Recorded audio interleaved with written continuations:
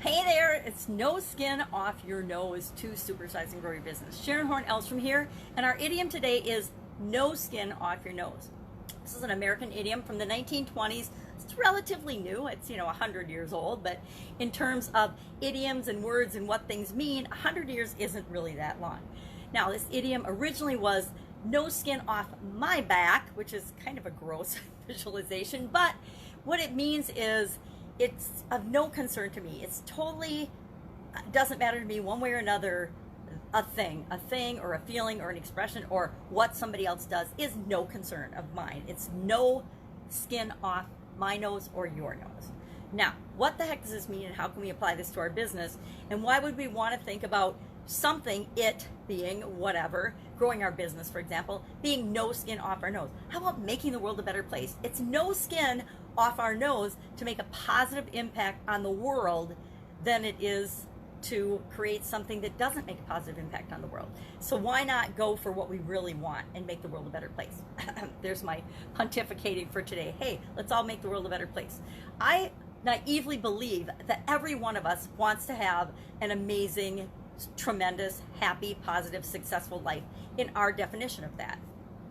I think we all want to have the same thing in our businesses, in our careers, and in our life. And that involves not caring what other people think, right? And especially what other people think of us. Each and every human being on this planet has, well, at least in America, and in my belief system, has a right to their opinion. We all have strong opinions about things based on our past experiences. Religion, politics, sexuality, right and wrong. Each of us, based on our past experiences, have culminated into a belief system that we're currently holding. Now, our belief systems change a little bit over time, and sometimes a lot over time. What was important to me 20 years ago, I don't even care two whits about today. But what I care about today is what's most important to me. Well, just because it's important to me doesn't mean it's important to anyone else.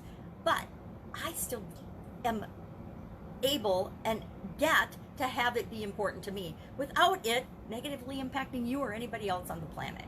Each of us are entitled to our own opinions. Each of us as business owners and our customers and our business partners, they get their opinions about a lot of subjects that just don't matter with respect to growing our business and what it is that we're trying to create in the world. So remember, keep your opinion and realize that if you want to share and express your opinion, that means you ultimately need to allow and let anybody else express their opinion on the same subject. And guess what? You don't have to express your opinions to get the other person to change their mind and agree. That's almost impossible, right? Nobody can change your mind for you. Only you can choose to change your mind. So, all this arguing and infighting that happens when people disagree about certain subjects, it's just a waste of time and energy. Now, competition, no skin off your nose. This one reminds me a whole lot about competition, because so many of us in this world today, the business world especially, in building our businesses, we get sucked into this belief, and it is a belief, that competition is super duper important, and if we don't do something, somebody else is going to take our customers away. Guess what? There are 7+ billion people on this planet. There are plenty of customers. There's plenty of business, no matter what business you're in, for absolutely everyone who wants to build and grow and supersize and scale and create a business that makes a positive difference in the world, right? There's no limit to the opportunities, although there's been, I don't know why, but there's been this cultural belief that there's this one pie, and it's a finite pie, and if you don't get your little sliver of it, your piece of it, then you lose. If you don't have the biggest share of the pie, somebody else is going to take it from you. It's so ridiculous. There's infinite numbers of pies on the planet, in the universe, right? There's so many opportunities around us all the time that if we're believing in scarcity and lack, and that the pie, there's only this much of the pie that's available to us, who made that up, right? Statisticians, marketing and salespeople that increase the belief that scarcity and lack and mentality and urgency to get you to buy now. Okay, I might be guilty of that. Hey, I'm going to take away these bonuses if you don't buy my program right now. I'm going to never open up this course again. No one's ever going to teach you how to do anything online or in the world ever again if you miss this opportunity. All of the sales seminars that go around, they've got scarcity and urgency down to a science. I've sat in on some of those. I bought early on in the internet days, I bought a $6,000 program on setting up your website, and I never got a website out of it. It never worked because it wasn't the right thing for me, but the person up there selling it in the presentation was so compelling, I got sucked into it and I signed right up, right? Gave him my $6,000 only to find out it wasn't a fit for my Italian food manufacturing business at all. It was just like flushing $6,000 down the toilet because I got sucked into that scarcity and mentality and that lack. And if I didn't take advantage of this situation right now, it was going to cost me $12,000 and down the road. And I'm like, how ridiculous. And I laugh about it now. I wasn't laughing at the time as my ex-husband was freaking out, but it's just one of those things. So competition.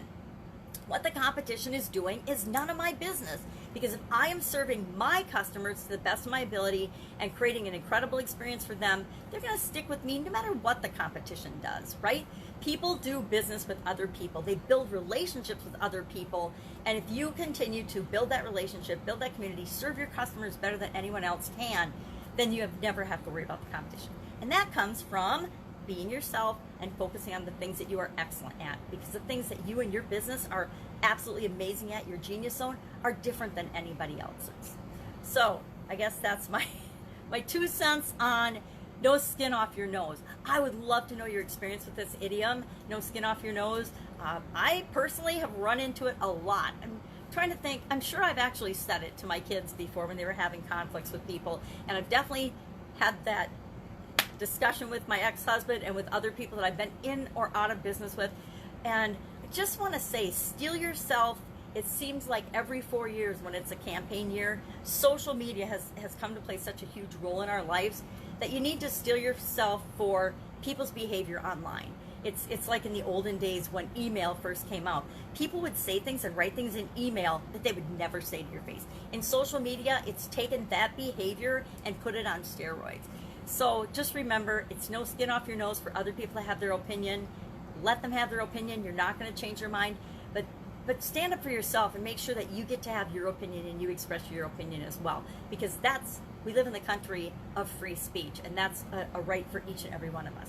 But I say, focus on you, focus on your business, be the best version of you and the best vision you can, the best version of and best business owner that you can be, and lead your people by focusing on what you can do and continually improving. And you'll never have to worry about all of the other nonsense that's going on outside of you.